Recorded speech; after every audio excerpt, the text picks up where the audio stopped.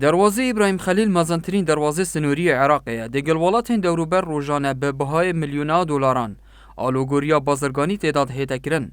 ده همان دمدا ترکیه قازانجکا زور مزنجوی دروازه دیکد. لگوره دیفچن و وکولین روزنامه‌وانی دهات سالانه ابراهیم خلیل دیگهیت 405 میلیون دلاران. او دهات جی تنه اوه آشکرا و بفرمی دهتا تومار کرن. اگر نه دهتا پیش بینی کرن هدینی و ویدهاتی بشوین قاچاق و جیر بجیر جه دروازه پیدا دبید و چندین کمپانی لدروازه ابراهیم خلیل هاتین جهگیر کرن.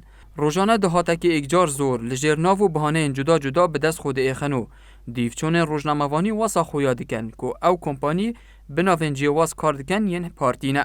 گوتنین هجمارکا شوفرین بار هلگر هاتین ورگرتن که به مبستا کار بازرگانی هاتنوچون لدروازه ابراهیم خلیل دکن.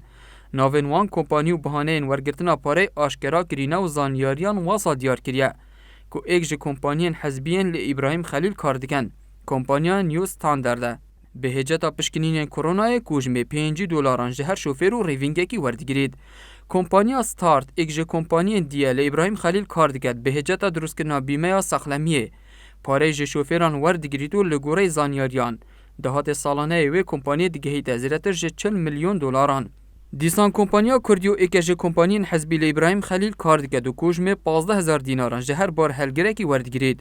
کمپانیا جبل نهیده جه کوجمه 25 دلاران بناوه پشکنین منافست جهر بار هلگره کی وردگیرید. پروسه که دیا در باسکرنا بار هلگران ل ابراهیم خلیل بناوه سکان کرن بوی کاریجی کمپانیک بناوه هاند داوند کوجمه 5 دلاران جهر بار هلگره کی وردگیرید. زیداباری اوین هاتین دیار کرن به چندین ریا و هجتان پاره جریونگ و شوفران دهیت استاندن حتی پاره بناوه پاقشکرنه جی دهیت ورگرتنو تنه پاره سالانه بناوه پاقشکرنه دهیت استاندن دیگه هیت زیرتر جه 8 میلیون دلاران او همو پاره به ریا کمپانی جورا و جوری بو پارتی وکو حزب ودگریت لدروازه ابراهیم خلیل به دهان کلوپل و کرسته به شیوه قاچاق به حرم دهن درباس کرن وکی وخارنین که حولی و جگاره و چندین جورین درمانان و آسانکاری بو درباس کرنا وان جوره کرستان دهیت کرن.